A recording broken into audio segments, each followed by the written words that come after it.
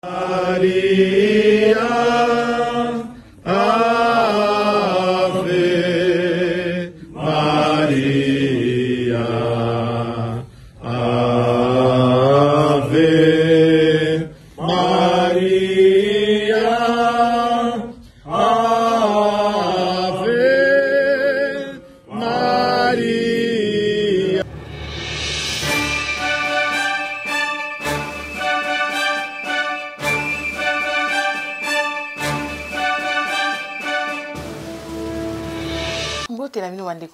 Partout, vous message kulanda Tindika télévision, chaîne idéale, mais la cabine, ba actualité n'attend oyo et singeli qui m'est régné partout na mabota na bino. Bande ko balandi.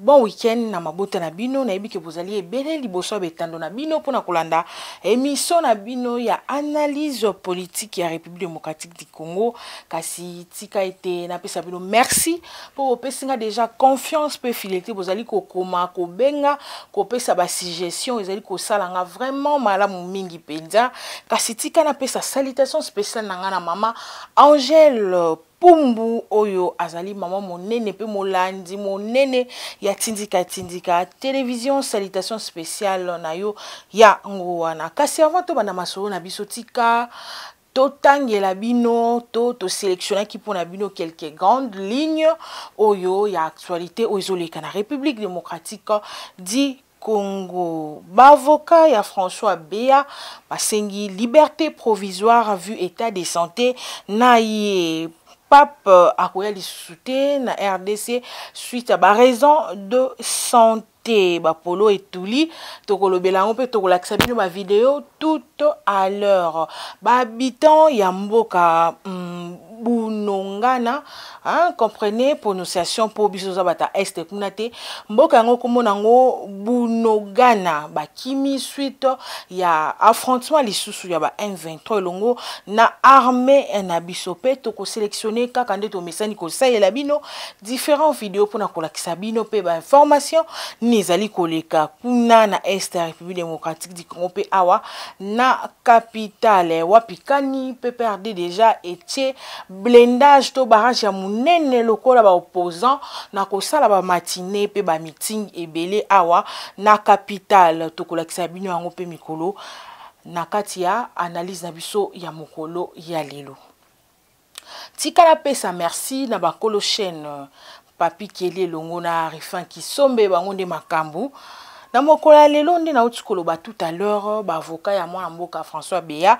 wakangamaki depuis mikolo eleki suite ya question si ya sécurité ya mokonzi ya mboka wapikani ba sambisaki ye wapikani ba révélation ebele bimaki wapikani makambu kilikili kasi wana ba avocat na ye balobi état de santé na ezali malamu te vipe aja komi na yango avanda na prison azoko kate akoye kokufa na prison babimisa ye or toyebi façon ya kokimisa mutu na mboka oyo eza kaka liberté provisoire na yango justice ezalaki corrompu tellement ba changer structure ya sika baboyi makambo wana Cour constitutionnelle euti ko rejeter demande wana elobi pas question ya liberté provisoire po akima. Donc azalaka wana babenga baminganga bien spécialisé toza na ba clinique universitaire toza na ngaliema toza na HJ toza na minganga ya makasi bakoko ya petite place azali na détention pour ba traiter ezaka kate ki abima kende na libana pasi yango ya ndenge to maladie yango ya ndenge ni kombo ezate o bakotika mutu akende liberté provisoire. Oui azali peuple congolais azali ndeko na biso mais basi sana no ko sambisa ye epi ba yeba soki lolenge kani bakosala pona tina ete batika ye to asibir peine na ye mena lombangu boye ezopesa penza kitoko te bandeko balandi pape akoya lisusu te suite à état de santé na ye batu mususu balobi oyo azobi na libolongo batu mususu balobi oyo boye na boye te totika rapé ba radio trottoir wana bien sûr ba rumeur et consulter l'information kasi na mbala oyo asa pena na pasi moya tambola ezalité bota la vidéo oyo ndenge papa azokoka kotambola te na asira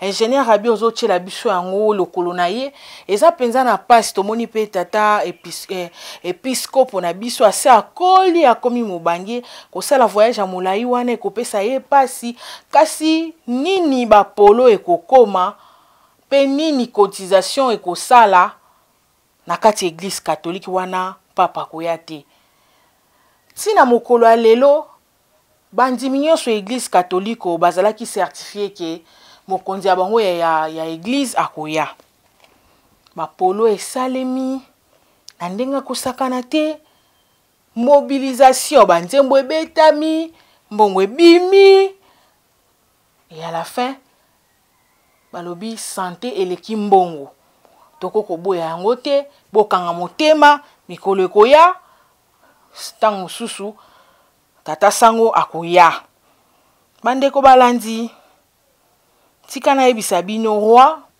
asali poursuivre calendrier na ye ndenge alobaki azalaki na Kinshasa kasi toko koleka boye te sans kolakisa bino ndenge Gentini Ngobila alinga sauvegarder image liboso ya roi asengi une minute poyemba fachi beton esali plaisir au wapi ingénieur Rabi balancer biso na image wana plutôt continuer na analyse na biso c'est parti.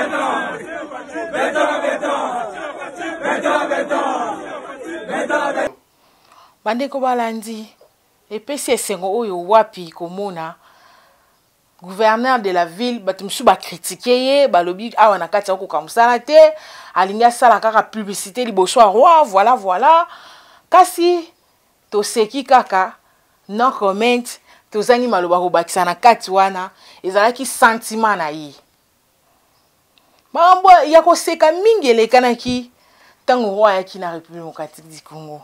Comment on a même bateau babina balé wana démonstration basali biso en tout cas moyen ati la binango ezate to seki kaka mutu azo kobina balé sabilamba ya kati intention nini et voilà na miso bateau ebimi kasi to sekaki ezali ça fait partie aussi de l'ambiance ndenge to yambaki ba colonisateur awa balobi nyonso ekozalaka malamu te mo ba côté négatif ezalaka kasi longonya na FARDC wazali kokoba kobundela ekolo nde tozoloba boye ba affrontement makasi ekomi lisusu kosalema kuna na front nde na lobby tout à l'heure bandeko ya Bunonganda bakimi village na bango ba affrontement masasi eza makasi FARDC pazoi kampiko pona tina kobunda kaka kolongela ekolo kasi to proposer bino vidéo oyo komona mapinga na biso musala makasi bazosala na front pe basi ba récupérer mboka yango malembe kasi jusque là non tozui ba vidéo te na mikolo koya to ko sélectionner yango pona bino voilà bandeko balandi merci nanu na ingénieur Rabi Matondo na musala makasi wa sala kana ba recherche ba vidéo commenter ko kata ezo sala bien kasi tika nanu to sola mwa likambo mwa moke toyebi likambo ya guerre oyo ya este banda kala envie ya ba pays voisins na biso ebanda kala ndeko moko ya Burundi auti kobenga nga avant na bande mission pona kotalisa nga lobi nga nazali Burundi mais d'origine congolaise na botami na Congo na koli na Congo nde na kie ko se retrouver na mikili ya bapaya kasi conflit on ezali likambo moko ya kala kasi Kagame na motema na ye ya mabe na bondoki na ye koma mesana na criminologie nde azali kotombola yango makasi boye misu makasi kindoki balobaka misu makasi ndoki te me ya Kagame ekomi kindoki azwa kaka ndambu ya mabele na biso ya exploita ngo tsaka bitumba suka suka po basala balkanisation nde bayokanaki na Hippolyte Kanambe toko pesa o parti wana ndambu yoko banda ko exploiter mabele oza ya koteka te. Le Congo n'est pas à vendre. Ne bozomo na conflit nyonso. Azoluka influencer baninga mususu akende gauche droite au côté kuna botala bieza ya bino roi belge oye sengelo la kisabiso ba limite na biso. Pour jusque là eza tiré au clarté. Rwanda lo bakuna oh birinbiri o soki birininyo ezaka yangai oh mi biso toyebi ba limite ya République démocratique du Congo mboko eza monene na totongite ba village mususu eza nanu bato ya malamu ba autochtone kaka nde baza bato moko ya ndenge ba pygmée kasi programme ya 145 territoires petit lelo zola les opesa pe biso kanda. Or, ce qui projet est un exercice et que ça là que makambo échanger petit na bakwen kuna o bazo bundela o za ya bango eza ya biso. Awa déjà makanise pesa mike bakotia miraite bako kabola Congo nani à travers ba pont ba traverser. Eza mabete mais sengeli to ba limite na biso tant mususu pe tozo kanisa malamu te. Menga na yebi biso toza na logique tozo kanisa malamu mabele wana ba mveto bazo ya ba milice bazo kota ba Ituri bani est-ce que Ituri eza na Rwanda na lobaka to pesa confiance na Félix Antoine Tshisekedi po komona humiliation komona ne bazo traumatiser ye komona makambo ebele a baisser maboko te azali kosala tout po Congo ezonga na ba droit na yango eza PTT depuis roi Kenda, depuis ba belge ba Kenda, ba flamand ba Kenda, comment na roi lisusu koya na Congo, nyonso wana ezali haute diplomatie pour na konuka kosala bolamu na République démocratique du Congo. Wapi kani bazeli pe roi na kati ya Congo, babandi susu affrontement. Nani ndoki ya Kagame. Affrontement baboma basala boye ba général ba Kende bazonga boye. Mais suka bakokanga ye.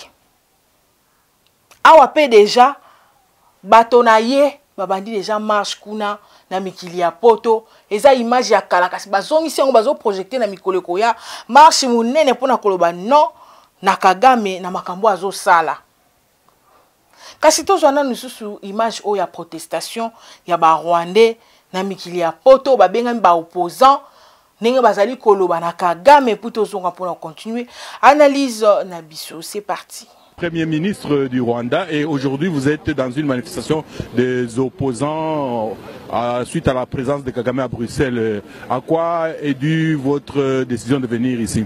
D'abord, je suis un opposant à partir du Rwanda jusqu'ici à l'étranger. Ça c'est un. Deuxièmement, je ne peux pas m'asseoir chez moi quand il y a quelqu'un qui est protégé, je dis bien protégé par la communauté internationale, malgré les crimes qu'il a commis. Et malgré le fait que monsieur ne veut pas la démocratie, ni nous accorder la liberté de rentrer chez nous. Vous comprenez? Donc j'ai beaucoup de raisons pour ce faire. Et vous dites protéger. Quelles sont les raisons qui font que jusqu'à aujourd'hui, on le protège toujours, malgré tout ce que l'on sait de lui? Mais on le protège parce que notre combat est peut-être faible. Et si même ce combat était fort, nous aurions, nous, besoin de la communauté internationale. Parce qu'on ne peut pas comprendre.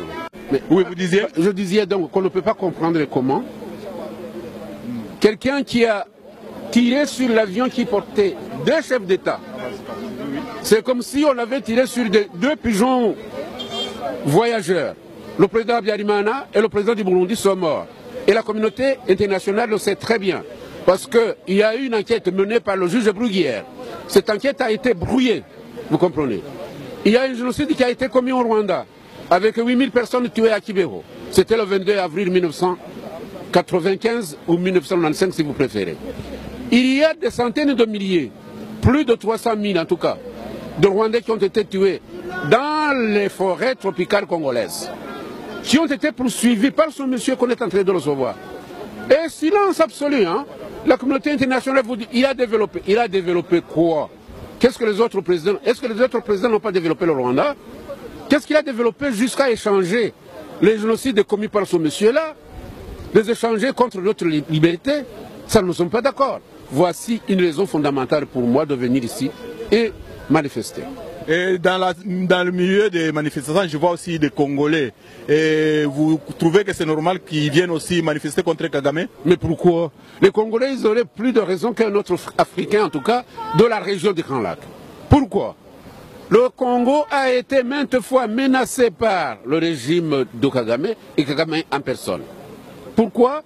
Parce que Kagame est soutenu par des forces souterraines qui veulent continuer à exploiter la richesse du Congo. Kagame a assassiné même, on le dit bien, le président Kabila, le père de Kabila, Joseph. Et ils ont placé Kabila, Joseph au pouvoir. Vous pouvez vous comprendre ça?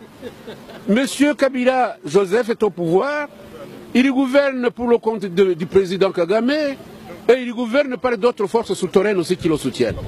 Donc les Congolais, ils ont pratiquement raison de venir manifester contre le régime de Kagame et Kagame lui-même. Et comment pensez-vous, et le Congo et le Rwanda, ils pourraient s'en sortir comment dans cette situation avec ces dictateurs inamovibles? Mais les dictateurs inamovibles sont soutenus par la communauté internationale. Je vais vous donner des raisons. Je vous ai dit, Kagame est accusé, par nous au moins, d'avoir assassiné deux présidents, le président rwandais Habyarimana et le président du Burundi. Deuxièmement, Kagame a commis des crimes connus. D'abord, en tuant les deux présidents, il a provoqué le génocide au Rwanda.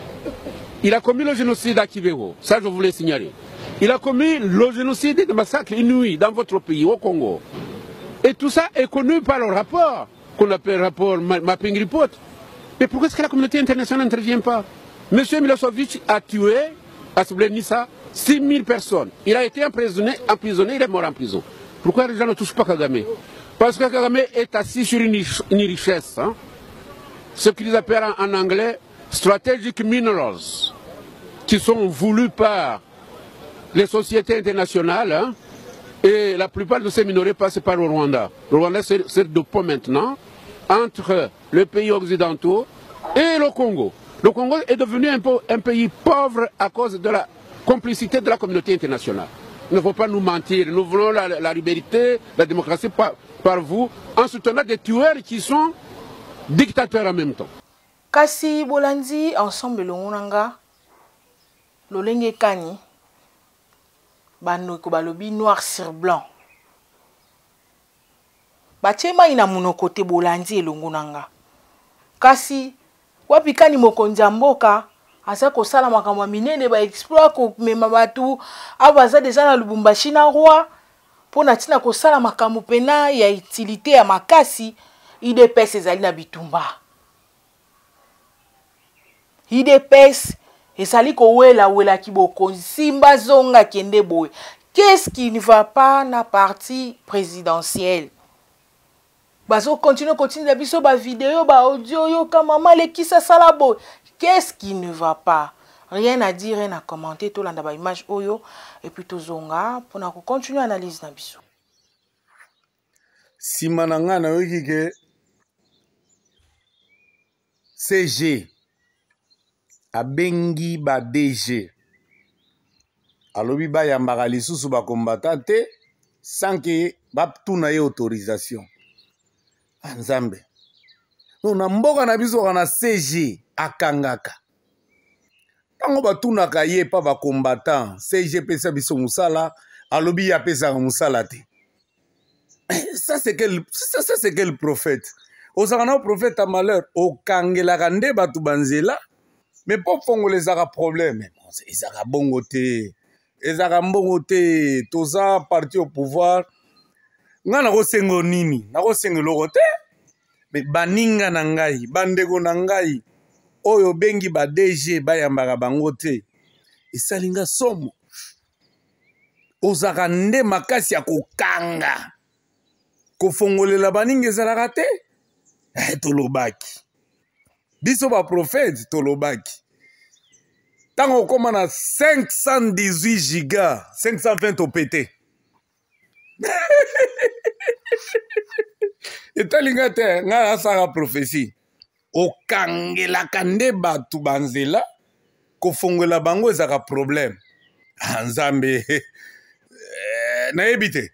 Peuple congolais, Raimoko Taliban de la génération félixoise Emmanuel Tchepo, annonce en chair. Naye Awa, profunda ministre à sport. Ministre à sport Serge Konde, Papa Etienne, depuis Kenda, Tina Soudan, comme police à Bisso. Soudan, comme police à RDC. Papa Etienne, a sengo bimila ministre à sport. La ligne qu'on démissionné, Etienne Tshisekedi de Moulumba, bimila e. Bimela ministre à sport depuis au Koufa to comme pour la tili bosso Soudan. Soudan na police biso 2. Ministre à sport Alungwa Bimela Serge Konde Papa Etienne Omulumba.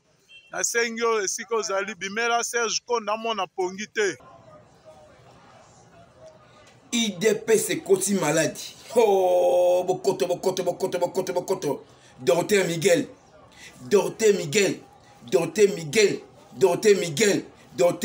le président parlementaire des bois d'Angers, le IDP, c'est Koti malade. Oh, l'ongola fati, il y a une maladie. Aza bien, mais on va nous sur la ticane na C, qu'on va nous secrétaire, on va nous na C.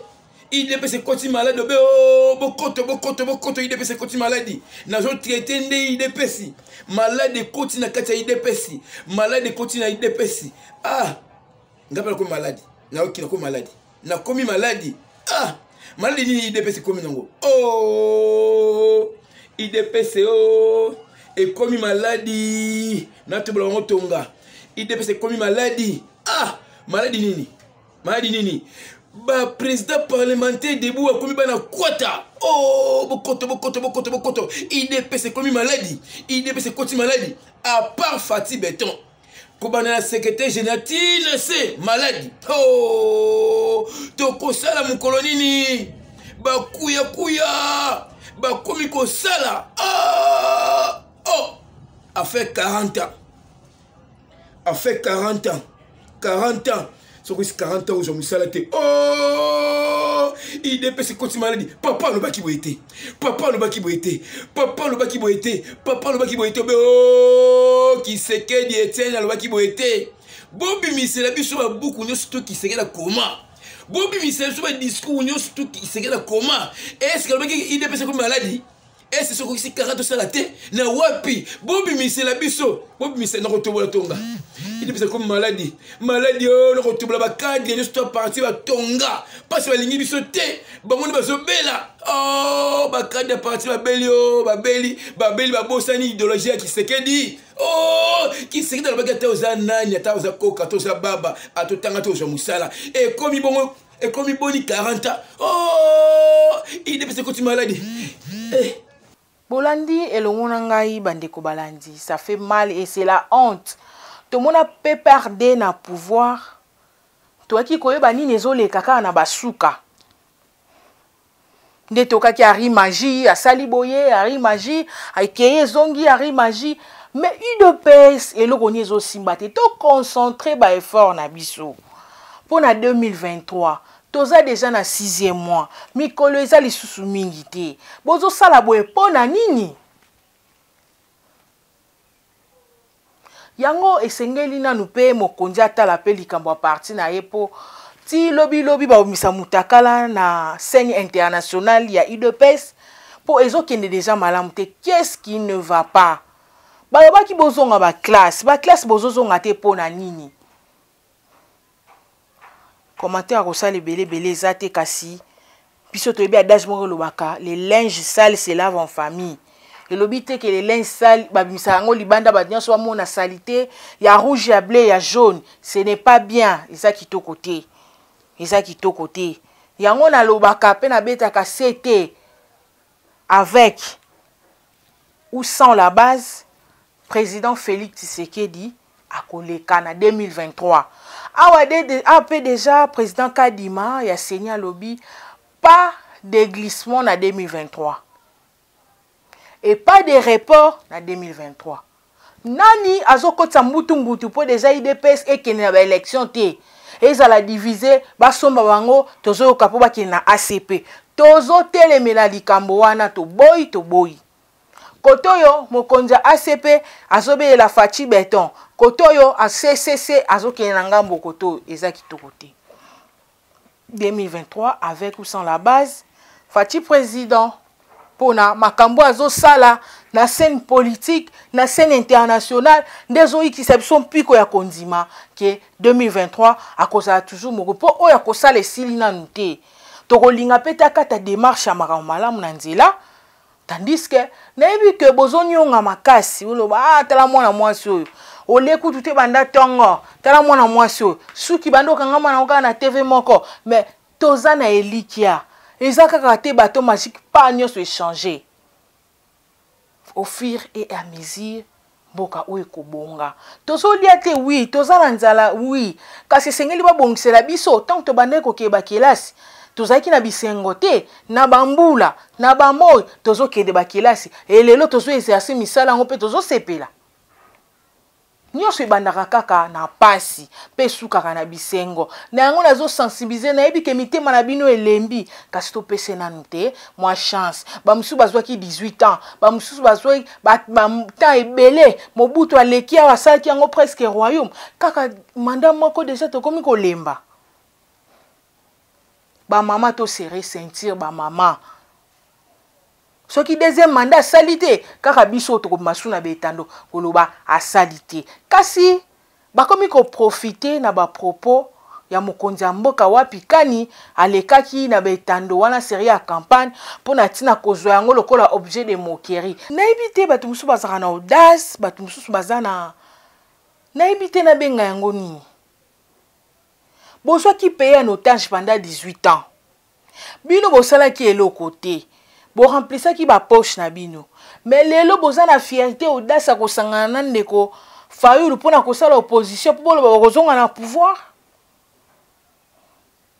ndeko Fayulu n'est-ce pas lobaki ke ya ko travailler na Kabila te sengeli ba kanga ye bazongisa ye pa na ye na Rwanda n'est-ce pas bango ba lobaki ke bakotika te ba infiltrer ba kota pona ko malmener peuple congolais kasi lelo basuki wapi nalobaka toujours ba yebaka mokonzi ya mboka soki azoloba makambo pe azo respecter yango kasi bino bobengaka président élu mais ye moko élu na ye azobaluka ye moko gauche droite 20 nde baloba ye moko ba pourcentage ebele gauche droite gauche mais tozoyeba te au juste phénomène nini pe perde ezu courage ya koloba ke balobaki bakosala boye balobaki mais processus est en cours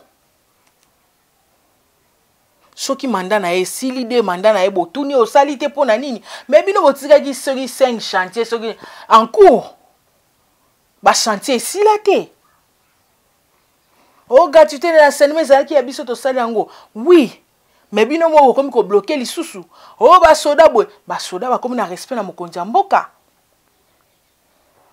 eloko bozoluka kotombola eza non fondé babilan wana nyonso batunaka soki mandat esili mais mandat eza en cours 2023 pe etani nanu te toza na 2022 toza na juin soki tokomi na décembre botuni biso wana mokonzi ya mboka azali kofournir plusieurs efforts mpona ntina ya kosala remontada na makambo nyonso na yango toessaye un peu koyebisa bino bozela bozala pressé te mwana mboka Félix Antoine Tshisekedi azali kosala makasi penza mpona ntina ya komisa mboka ona kao pe na elikia na nzambe ekosimba kasi na eko présenter bino to seka mwa moke les grands danseurs na kombo ya Pero abongoli motema solitude esalaka mabe to seka mwa moke na image wana epuis tozonga to clôture analyse na biso c'est parti.